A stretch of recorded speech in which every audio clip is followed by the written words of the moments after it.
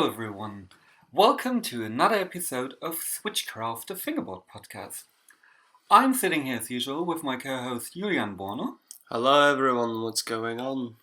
And today we have quite a lot of things to cover. Since yeah. we missed a few weeks after Fast Fingers and holidays and stuff like that, but now we're back. Oh yeah, and back in full force. And a few things happened since we last talked. Let's start first with trucks. Oh yeah. There was a minor change. Probably everyone by now has seen on Instagram and various other sites what has been going on. So basically what happened is a few people posted at the same time the same picture. The picture was something that looked similar to a Blackriver truck, but was quite obviously not a Blackriver truck. Like, you can see, for instance, straight away that the base plate, for example, is that of a tech truck.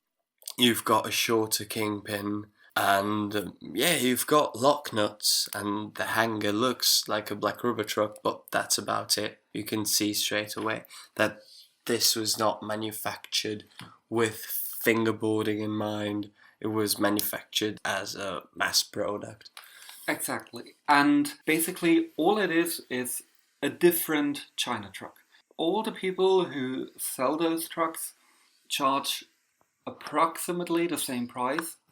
Which is around 12 euros. Yeah, so something along the lines of like $13. Yeah, something like that. And they are basically just another China truck. So they do have, which previous China trucks didn't, a single axle pin. That is quite the setup. That's an improvement.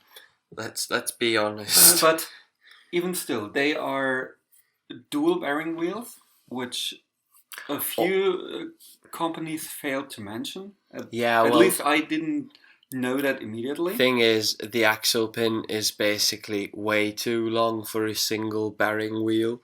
If you put a single bearing wheel on there and tighten it all the way, then you've got an axle pin that's going to stick out several tenths of a millimeter, like 0.3, which is a lot. Yeah, and you can't even tighten it the whole way. Also, the axle pin is slightly smaller from the diameter,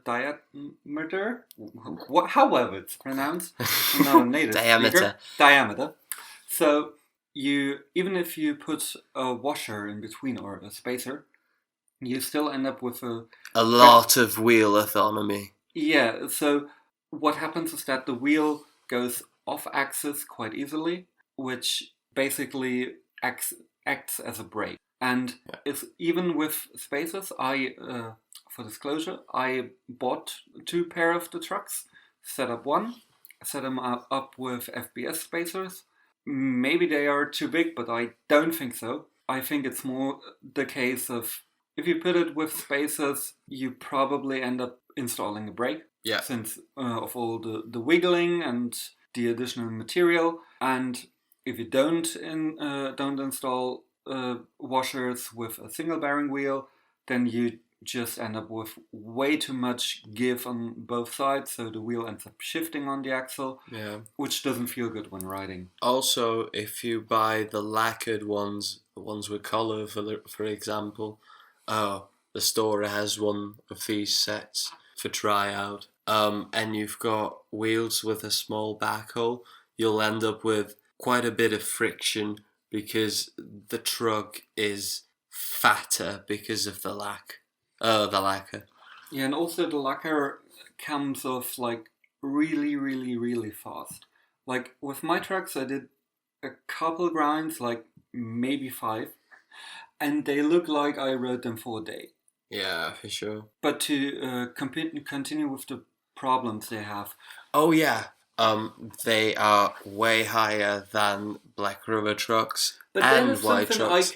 I can forgive. Like just they're being even a higher truck, than white trucks. Yes, but the real problem. The real problem. The real problem is the difference between the kingpin height and the height of the hanger, which is the difference is 0.9 millimeters, which is almost a millimeter, in favor of the Kingpin. So when you do 50-50, you basically grind on your 2 Kingpins. Yeah, and you feel that. And it basically also acts as a brake. And Screech! Yeah, like when the first time I did a 50-50, everyone looked at me weird and I was like, oh no. Nope, not doing that again. 50-50 is cancelled. And also because of the way the base plates are manufactured, it's quite tough to get screws on there that don't leave space to the board. So the base plate and the board most of the time will have a tiny bit of space left in there. And that's because the threadings for the singular nuts were not put through for the screws. Sorry, were not put through the base plate from the bottom upwards, but from the top downwards, which is easier, but has the problem of having the residue that comes off the bottom of the base plate, and that heightens the singular hole for the screw. Yeah, you basically have a bit of tear out on the bottom, and that tear out probably should have been sanded off. I haven't tried that yet, but it was a pain in the ass to get them to fit. I think you did it in the end, but I think they're still not on. With a lot of patience and a really, really good screwdriver. Yeah, so for everyone who's considered buying them, I mean, they're not terrible. Know your risks. That's just what we're saying. Know your risks. But also, I wouldn't see them as a €10 truck. It wouldn't surprise me if they become the standard truck for things like a tech deck in the future. And that's the basic thing. That's a suspicion, because we've got something like 5 resellers. I think even more by this point. Well, yeah.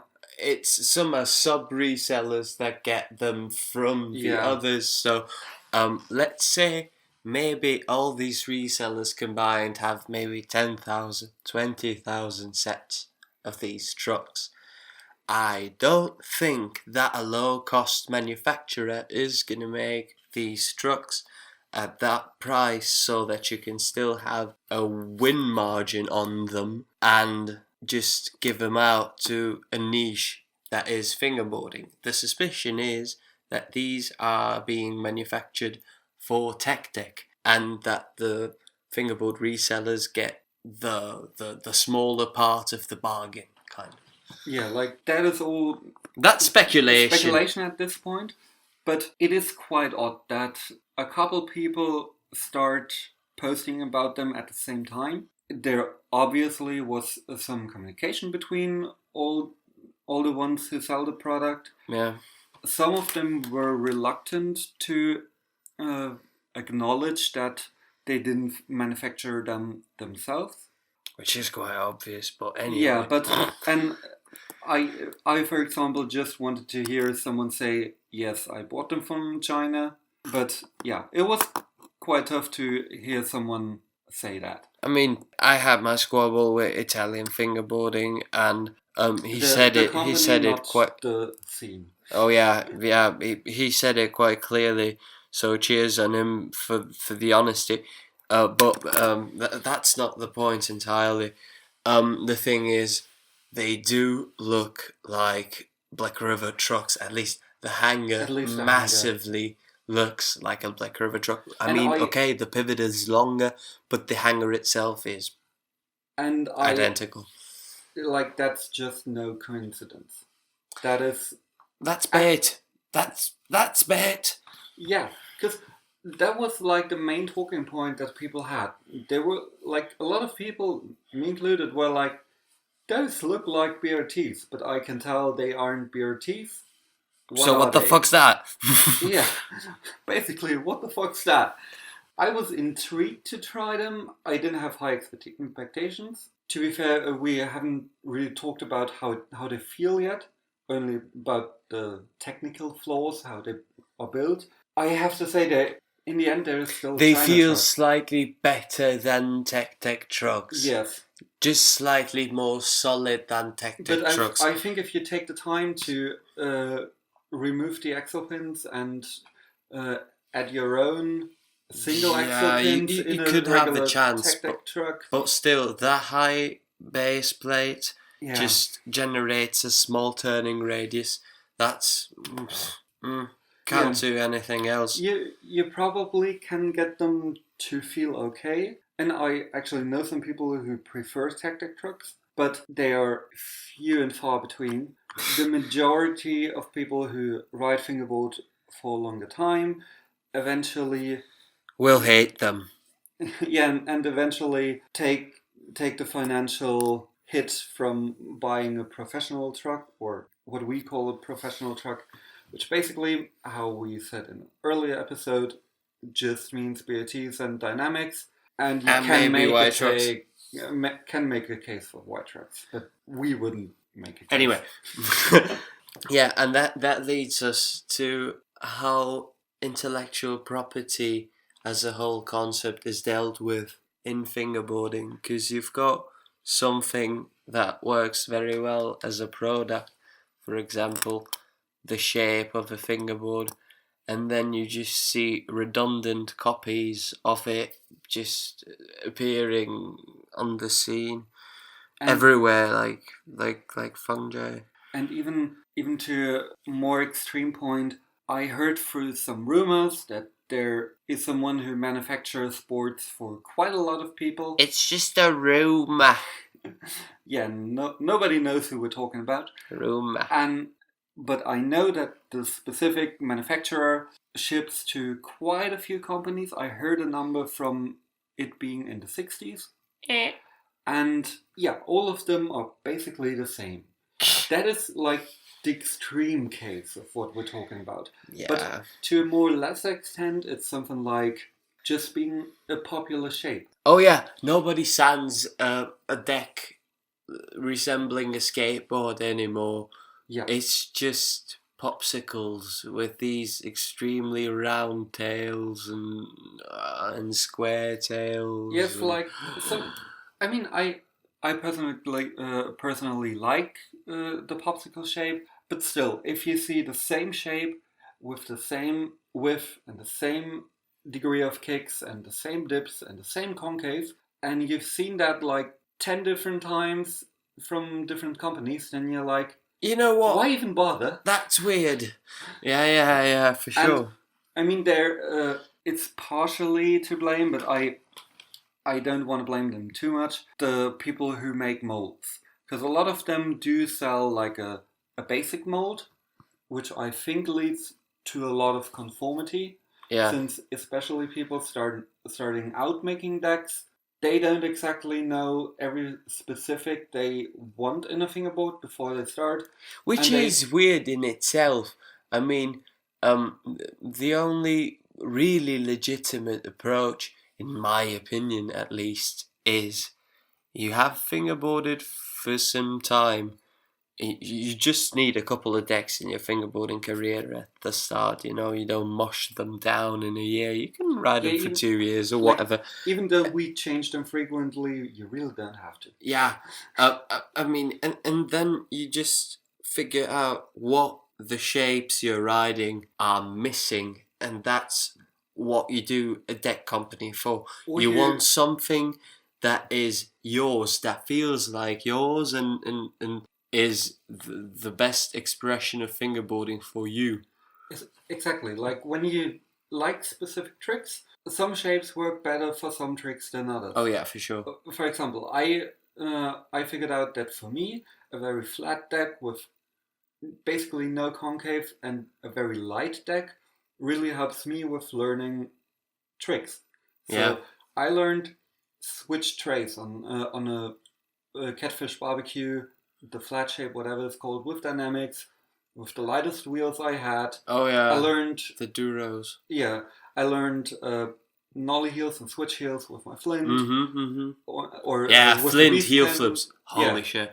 Like some decks lend themselves to tricks better than others. Yeah. I know some people who say, "Oh, I can't do 360 pop shovels without a lot of concave." when you do them enough, you basically learn every trick, but some are easier to learn with specific shapes. Yeah. And so when you just take a shape for the sake of having a shape and then make your decks just for making decks, that isn't the approach we would like. And that would lead to basically conforming the styles that result out of that. Because when certain tricks are not possible, then you kind of uniform the whole thing, you know. Yeah, and since so many shapes look the same, there is not that much innovation anymore. But so that not all deck makers start pissing on us, it's also quite tough to have innovation with a object that is that small. Since basically every single degree and every fraction of a millimeter changes something. For sure. Since there isn't that much room, like a deck only has around 33 millimeters, like give or take 1 or 2, but even that it doesn't sound much, but it's like the world of difference. Like a 35 millimeter to a 32 millimeter. I'm starting to feel the 0.2. Exactly. And so there's only that much space. Even if you take like every increment, like every 0. millimeter and every single degree. What can you make? You don't end up with that many options, different options. And so I don't say that all fingerboard deck makers steal ideas from others, but it's definitely that a trend catches on, and then people are asked to do something that's a bit more like X, and then everything looks the same. And sometimes I've even seen split plies that are very specific to a specific deck maker being made by someone else, where I'm like, why don't you come up with your own stuff? Yeah, let's go. So the whole thing with intellectual property and things that look similar or that are similar or don't, it's a tough topic. But to come back to the trucks, I don't think these are the trucks you really want to go to when you have been fingerboarding for a while. Because, like we said, they still feel like China trucks. And I'm not saying everyone has to buy Blackriver trucks, but you should at least consider something that's a bit more elaborate. Because that's what they are missing. They're not made to the detail. Like I know Scott from Dynamic does a lot of increments and trial and error, and we know that Blackriver had quite a few iterations over the years from their truck. And though they went through a long prototyping phase for the release of the trucks. Each time when they released the 1.0, there was something like 2 years of prototyping phase, and the same with the 2.0s was 1.5 years. So, you know, that's something that comes from fingerboarders for fingerboarders, and you clearly see that truck is not with fingerboarding in mind. So yeah. And to the point of like people just ordering something in China and saying that's my company, there are some products that don't make too much sense to manufacture them themselves. For example, not everyone has to create a formula for foam grip tape. Yeah. There is quite a good alternative that has been sourced and that a lot of companies use, or slight variations of it. Oh yeah, and don't make fine. A fucking tape company. Yeah, like basically, I would suggest if you want to do a company, first figure out what you like, and then make something yourself and put some brain power into it. I really like that Cartwheels does a lot of brain power. You can like the wheels or don't, but they are something that has been thought about, that has been iterated, and that is something that the owner likes. And for example, Dynamic huge shout out to him. He's the first guy, I think, that produces everything in a complete. Yeah. He makes the bushings, he makes the trucks, he makes the wheels. He doesn't make the bearings, but I mean, Yeah. give him some slack. He probably and also, the decks. Also sources the screws, but yeah. Some, like we said, some products really lend themselves to being sourced, like screws. Not everyone has to do their own fucking screws. That would be nuts. Yeah. But yeah, some things are just too fragile to outsource or too complicated. Yeah. And before anyone shouts at their computer, but there's Blackriver and there's White Trucks, I'm quite sure those products aren't all made by the people themselves, but we'll leave it at that. But speaking of Blackriver, oh yeah, there was a small event. Yeah. A few people gathered in southern Germany this year on the first weekend of July. Was it? Yeah, I think. So about a we month were there. Before. We were there. Of course, we were there. And we had a blast. Oh, holy shit! It was incredible. So just to paddle back, we're talking about Fast Fingers number 20, which is the Fingerboard World Championship in Schwarzenbach an der Saale. Schwarzenbach translates literally to Black River. That's why the company is named that way. And that is where they are from. It's in the north of Bavaria. It's a little black spot on the map. Like it's the tiniest of German small towns. Like I've lived in places like that, and when I walked through it, I was like, "Yep, this could definitely exist in my place." Yeah, 1 hour walk diametrically across. Like it's small.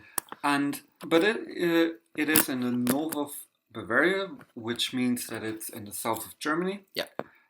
It's not close to Berlin, so if anyone in the future be like, "Oh yeah, I'm coming to Berlin since I'm going to Fast Fingers," no, you're not. Don't come on Friday. Yeah, and also for the Fast Fingers event, this time there was a big hall where people could sleep. Yeah. We both didn't. We both didn't. Yeah. We both stayed at the Steig. At a personal place from Timo Lieben. It was a big party on Friday, so the day before the actual event. It was like a huge gathering at the Steig. But it's the kind of gathering where you really should only go there if someone invites you to. Yeah, I mean, it was the core. Yeah, because at some years it's been advertised by the owner of Blackriver as just go there. But no, please don't. It's a private thing. It's in there. It's where they live. They meaning Timo Lieben, Thomas Hansen, and Martin Winkler. Only Timo Lieben lives full time, but that's a different story. Yeah. So the place it's absolutely cool. It has like a huge snake run in the living room that probably everyone has seen sometime. Yeah, and the concrete park outside is also quite famous. Like when I walked in there, I felt like I've known it, but never been there once in my life before. Yeah, it feels familiar from the get-go. Yeah. From the first instant. And although, I mean, yeah. And it was like, you met so many people and so many people were there, and it was a pleasure hanging out with all of you. Like, there wasn't one person, or maybe one, but he's not a fingerboarder. It's all good. And it's a friend of us, so we're allowed to say it.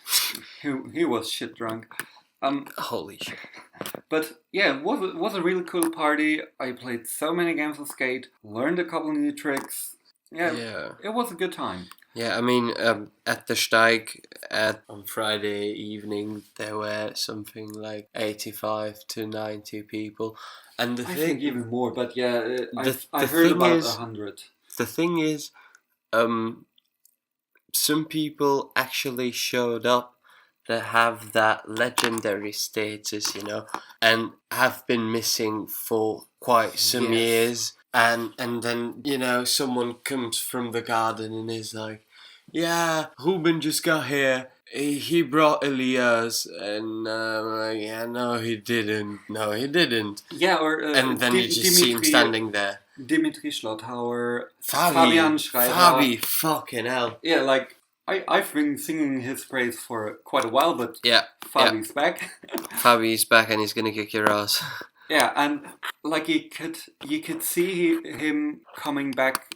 Like, it was crazy. We played a game of Skate pretty much the first thing on Saturday morning, and I don't mean to brag, but I stomped his ass multiple times. At the end of the day, I just didn't want to play against him anymore because he would have wiped the floor with me. Like, just half a day of him fingerboarding again, he probably could have kicked my ass switch. Like, me doing regular tricks, he doing them switch. Yeah. Probably still would have lost. He's a monster. Yeah. And people like that, like Tobias Fiedler, I haven't seen that guy in like 14 years. And it's a bit less for me, but yeah, I know other people have seen him more frequently, but still, he's not one that comes to events regularly or anything like that. It was cool to see basically the who's who, especially from the European scene. Yeah, although it was very international. Yes, like, but still, not that many Americans. Yeah, not that many, but. Our friend from Argentina was there. Oh yeah, Modo! Yeah. And yeah, it was quite an international field. And the contest itself started on Saturday morning. It started as usual with any big event with quite a bit of delay. Yeah. But yeah, that's pretty much to be expected. Yeah, for sure. The park itself was, as we thought, not our cup of tea. Nope. It was a bit awkward to ride. You still can have fun, but yeah, it's not a park I want to see mass produced by Blackriver. Steep powder coated rails. Why though? Yeah. Anyway, and so there were, like, I think around 90 people that entered. No. 117. Oh, okay.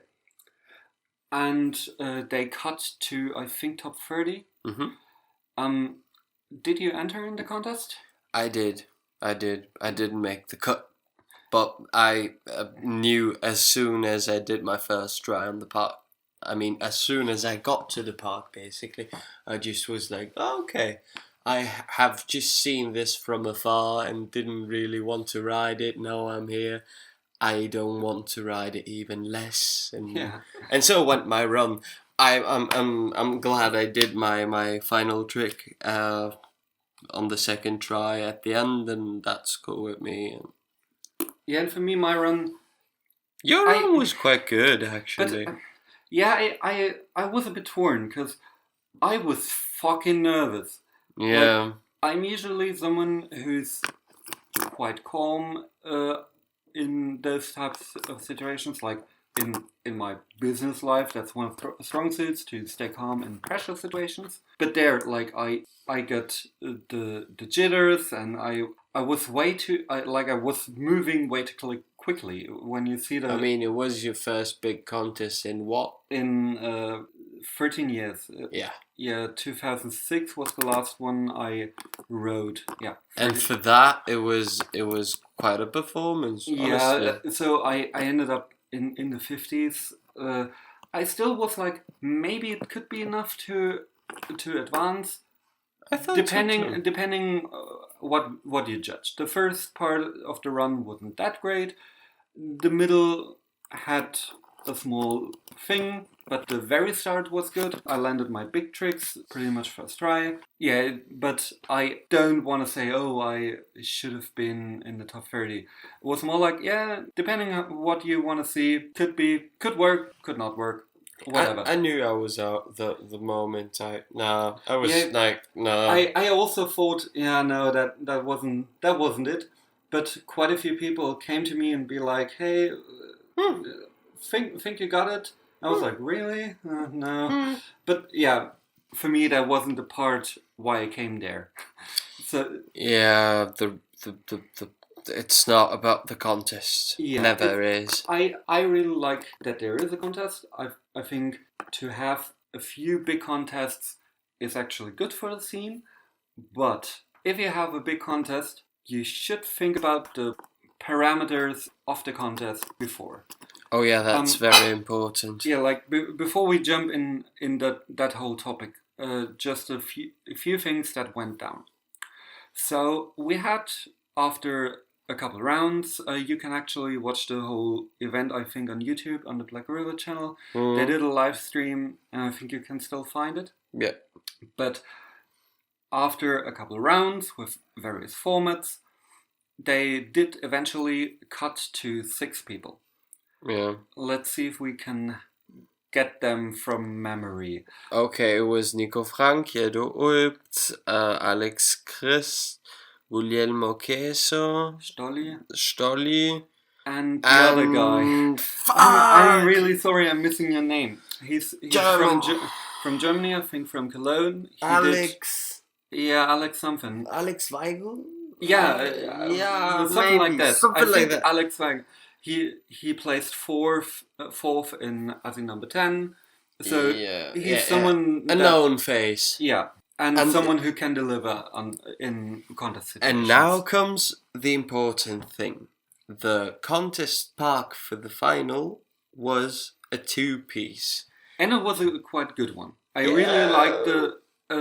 Did you ride it? Yeah, I did. I had The rails were so steep. Yeah, but I really liked them. Okay, it's cool. That spot I liked much more than the park itself. The manual pad was cool. Yeah, the manual pad was cool. And the parameters, like you said, 2 spots basically. Yeah, 2 stair exactly. Sets, and it was against skate. 1 flat and long double stair set with a long section in the middle between the stairs, and a manual pad. The park was symmetrical on both sides, so you had the stair set on both sides. Then you had a bit of flat, something like 40, maybe 45 centimeters. Yeah, maybe less. Maybe 30, I don't think so. Yeah, it's more like that. Well, anyway, 30, 40, something like that. Yeah. And then you had a quite high and steep stair set. I didn't count it, but I think probably like a 20 stair. Yeah, probably a 20. And a steep, 2 steep rails on both sides. Yeah. Alineated with the stair set on the previous spot. Yeah. So. And the contest format was, like I said, a game of skate, and you had to do a trick on both parts of the obstacle. So you had to start at the top and end up at the bottom. Bomb the line. And there were some issues that happened during the game of skate. None of that were absolutely clear during it happening. Like, none of these things were caught by commentary or the judges. Yeah. I don't want to put any blame on Ramon, because he was busy commentating on the contest. Yeah. But someone who judged the contest should have kept account on what's happening. Exactly. So the setup for the judges was basically 2 people who judged the event previously just were like, you judge. There wasn't any briefing what the judges should look at. Yeah. There wasn't any determination of the rules, which led to the first thing. The first thing was that in the middle of the run, I don't know who did it, but someone did a trick that was a bit sloppy. And someone of the judges said, just do a redo. It was on offense. Yeah. And that's a very important point. Only TKY basically said no redo on offense. and we Berlin guys from the top of the stairs, and we weren't heard. There is no offensive redo. This is very important. There is none in the barracks. There is none in the herricks. You just don't.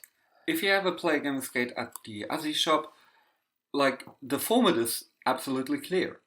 All of us know no offensive redo, no manual shit, no tricks where you break the flow of the trick mid-air, like no grabs that change the rotation of the board, nothing that gives you, like, for example, if you landed, if you do a line, you have to keep going forward the whole time. There's no stopping in the middle of two tricks. Which brings us to the second issue.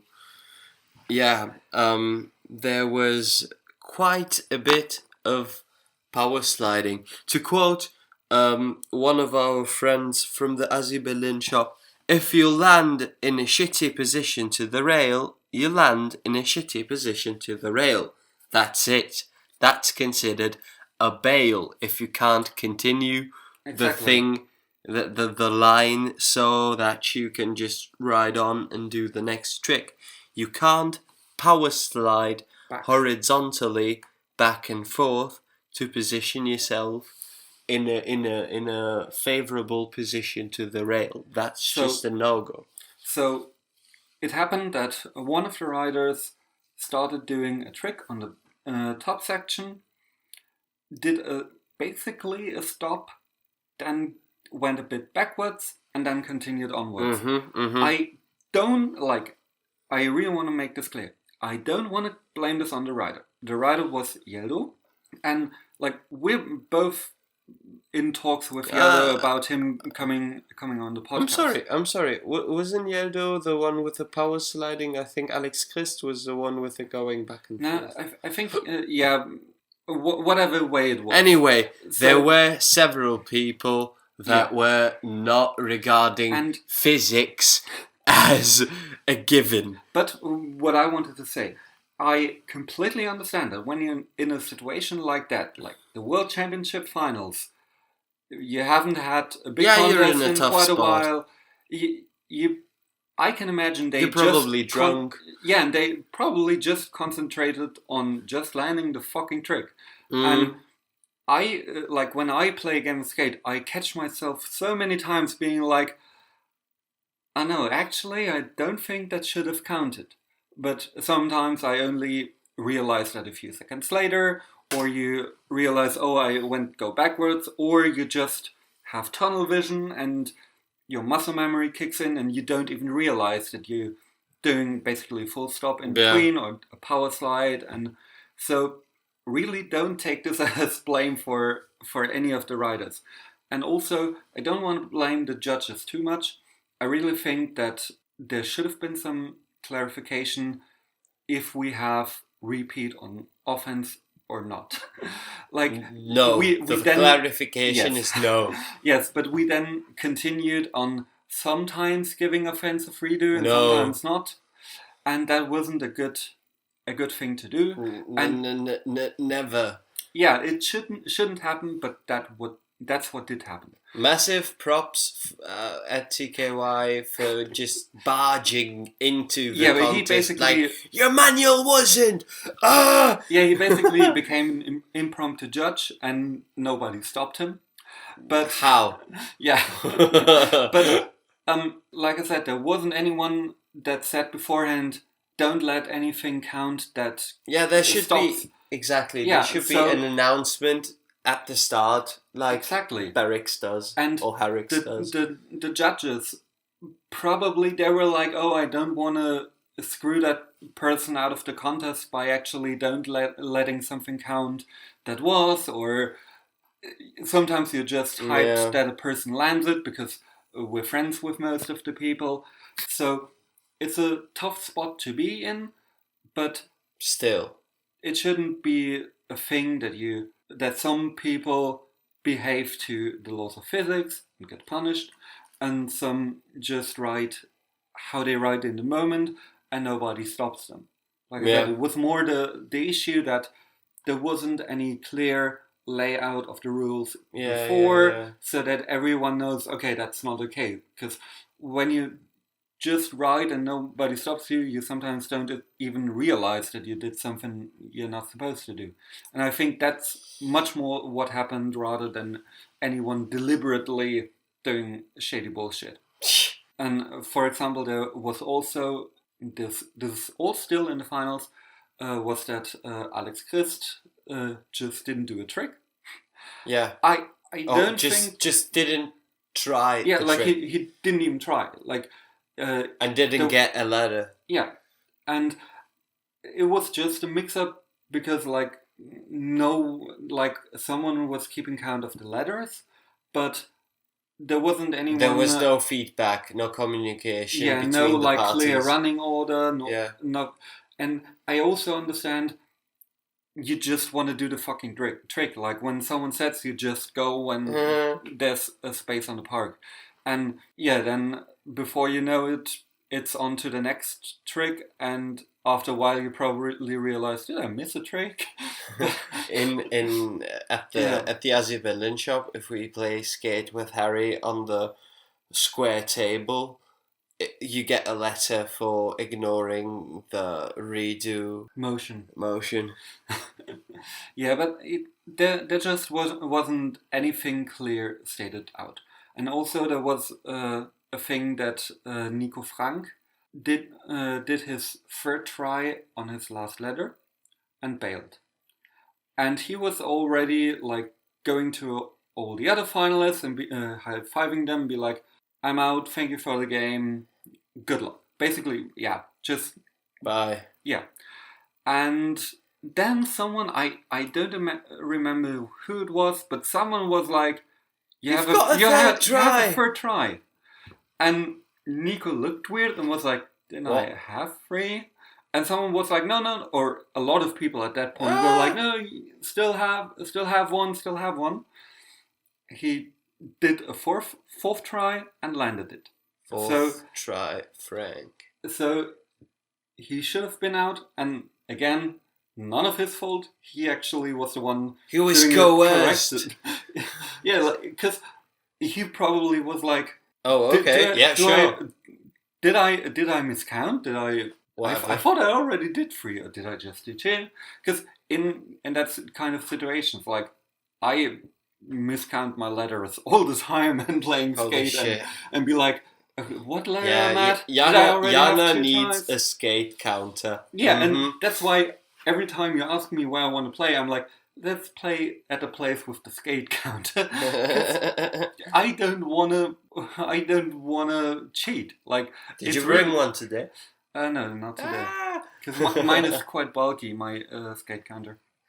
But yeah, so there is no real layout of the rules, and I think being a world championship, it suffered quite a bit. And it just didn't feel, because the runs were very high level. Yes, there were some amazing runs. Yeah, the singular best tricks were some amazing level, some of them, but then it just went fading a bit in the final, which is just a bit of a shame for a world championship. And in the final, like the crowd was hot. Like we were almost about to throw beer.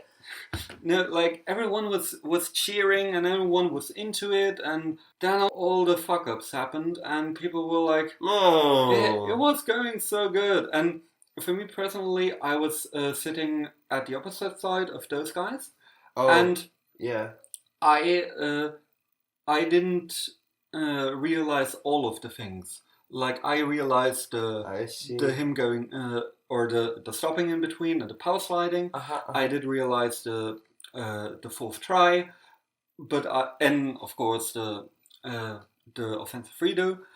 But I had no idea about that Alex Christ missed a trick, and so afterwards it was like, oh, this happened, oh, that also happened, and it was like that was the main talk after it, and not holy shit, Yellow won.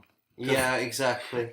And it was like Yellow did land quite a lot. And like I said, if there were issues with how he landed them, it's absolutely none of his fault. Yeah, he But still, was just in the for moment. a guy who's been in the final something like 4 or 5 times, and all of those are very high rank fingerboarders, so to speak. You should just have, some basic, I don't want to say dignity, but still. I really think that it being there is like there being that so crowd element for sure. Yeah, and also I'm not denying we that, don't have that many contests. Like for example with Street League. but they have had so many contests. Yeah, but they haven't had them lately. Like not lately, but still. And not all of them had multiple contests to look back to. Like for example, Street League, Nigel Houston, he just been on so many contests. He knows exactly what to do. Yeah, but Yeldo is a bit I mean, if you wanna translate that, Yeldo has been in more finals than any of these guys, at least 4, and Alex Christ at least 3, Nico Frank at least 2. I mean, it's not like it's something new for them. And Guglielmo Queso, it was his first major contest and he got 5th, and he displayed more integrity than some of the big stars. That was a bit. I really wouldn't say it like, I wouldn't call it dignity. Like for me, it's more like you fuck up in the middle and you don't even realize because you just keep going, and that's why we want to talk with Yellow. We don't want to blame him. Like that's really a really important distinction. But we want to talk about what we can do to set a set of guidelines so that things like that don't happen, and to have a set of rules that should be essential. Yeah, and that everyone just copy pastes, because with rules you don't have to get fancy. There are some tournament structures that you can mess with, like if you do a run, if you do a best trick, if you do 2 30-second run, if you do like a best trick on 3 different spots with 3 tries each. Like if you do a line, not even the structure. The structure is not the problem. Exactly. I think that could be variable. Exactly. That's the thing you should do variation on, not what you let count and for sure. How people should ride. Yeah. So we went off on a bit of a tantrum there, or a bit of but it was a really cool event. We had lots of fun. Yeah, for sure. It was socially one of the best fast fingers I've been to, and I've been to, I don't know, 5, 6. It was 6. And for me, it was cool to see people, like multiple people I haven't seen in around 12 to 13 years. Yeah. And like hanging out with Thomas Hansen in his kitchen, like talking with Feeler after not seeing him for a decade. Getting drinks from Martin. Yeah, and you really shouldn't underestimate his drinks when you get a drink from him. You just don't taste the alcohol and you don't feel it until you move. Yeah, and like Manu Oberle being there, all the guys from Porto, like Losh and Ricardo, Kata being there, basically a lot of owners or a lot of makers of really cool shit. Yeah, like sure. The guy who makes the Ocho magazine from Canada. Oh yeah, Andrew, for sure. Exactly, How Andrew. could we forget Andrew? I didn't. No, I didn't as well. I just, in the flow, we just whatever. And like so many people that make cool shit. Like I really enjoyed hanging out with Helena from Goat on the Road, with Indy, like so many people I haven't met before and immediately got a connection with, like so many people I played games of Skate with. people I've been interacting with. I cooked for 34 people. And I didn't get anything from it. Technically you did, but... The next day. And we're not gonna talk about that fucking bacon that wasn't bacon. Traumatic shit. Yeah. Bacon being salmon. I fucking hate fish. But it was so cool to see people that you only interact with online, and just filming with a couple of people, playing skate on parks no one has ridden before. Like, for example, when we play at the Aussie shop and we play at one of the parks, I always feel like cheating, because basically every trick I set on that, I've done time. Yeah, like the hard flip backside nose slide on the stone park, on the rail with the 2 kickers on the side on one end of the park. Tail slide? No, the nose blunt. Kickflip nose blunt slide. Oh, yeah, you said hard flip backside No. slide. Yeah, but also hard flip backtail. Like, those tricks there are so many videos of me doing that kinds of tricks, and they just are my go-to. So if I don't know what to do, I just throw out one of them. And I always feel like cheating, because none of the other people have ever ridden that park. Yeah, exactly. I know every nook and cranny. And it was cool to step out of that. Yeah, and because at the Fast Fingers event itself, I haven't counted the parks. There were a few. But there were quite a few. Like, less than Rendezvous. Yeah, but still, but probably not that many less. But no, not that many less. Yeah. It was something like 20, 25 parks. Yeah, and it was like, especially for a old head like me, it was cool to see a park from, I think it was the one from Fast Fingers number 9, like basically triple length. Yeah. The one with the big yellow thing in the middle. But also like the whole things you missed. Exactly, and like all in one hole. That's crazy. And it was so cool to see, all of it in one place. And so, if you have a big event or any event, like, just try to go. We know it's not always easy and not always easy to afford. We're currently struggling with figuring out, okay, how can I, for example, get to Pateo? Which flight do I take that doesn't cost me a fortune? Where do I stay? But I really hope I can make it to that event. And speaking of Pateo, there are quite a few events coming up. Oh yeah, that are a bit bigger than the regular shop event.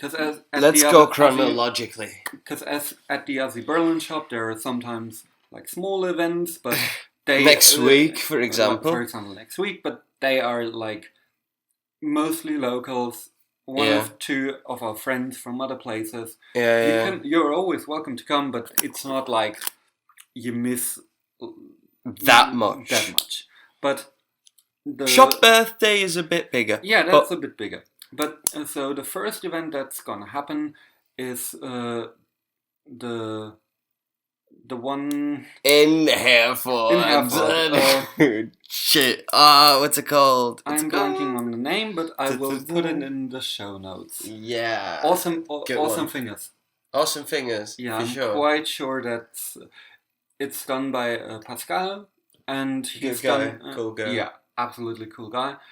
I wish I could go, but I have tickets for another event on the same day, which I bought half a year ago, so can't go. Why are things always on the same date? That's so annoying. Yeah. Then there's Pateo, which is on the 21st of September. It's obviously in Portugal. Oh yeah. Then there is the mystery event in the woods, which I am planning, which is probably going to take place. Maybe not. Who knows? It's just it's still in the making phase, you know. But maybe when we know a bit more. Oh yeah. Maybe we can have a talk about that and For sure. the things you plan for it. And that's like a big lesson. If you don't have an event, create one. Yeah, and exactly. That brings us to the next Off the Rails in UK in November. Oh yeah. That is done by the Fingerboard Queen. It's in 12. Yeah, something like that.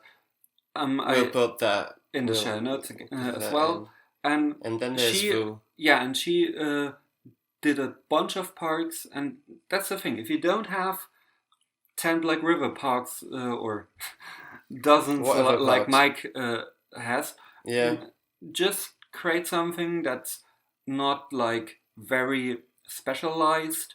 Like no one wants to ride or there are a few people who really want to ride a very steep bowl, like a bowmaster's bowl or something like that. Do something that is all round. Do something that is chilled. A bit more that generic, you can a bit more chill. Exactly, that you can get technical on, but also not necessarily. Like or have a bit of variety. The kickflip crux doesn't feel hard, you know? And I know that Fingerboard Queen did so far, I think, 3 parks. Yeah. None of them are like the most conventional. No, also they aren't the most insane parks. Like it's not like, how did you do it? It's like they're really well made. They have a really clean layout.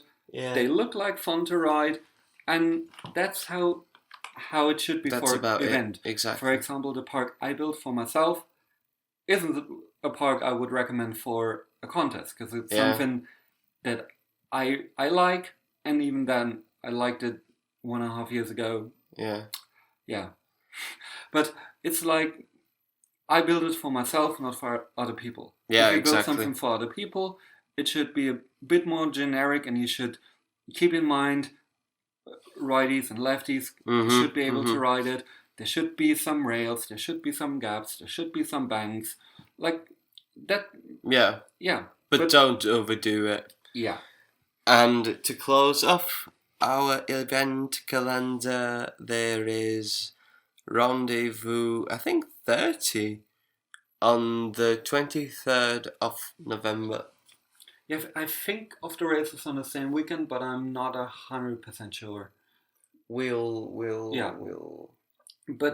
you have the chance to go to any of the events, they are quite spread out. Like we have Germany, we have Portugal, we have England, and we have the States, the US. UK. I know that I'm quite sure that there are other events in the States as well. If you want us to cover or to announce an event in the future, just hit us a DM. Up. Yeah. And that's pretty much it for this episode, I think. I'd say it is. So jolly good.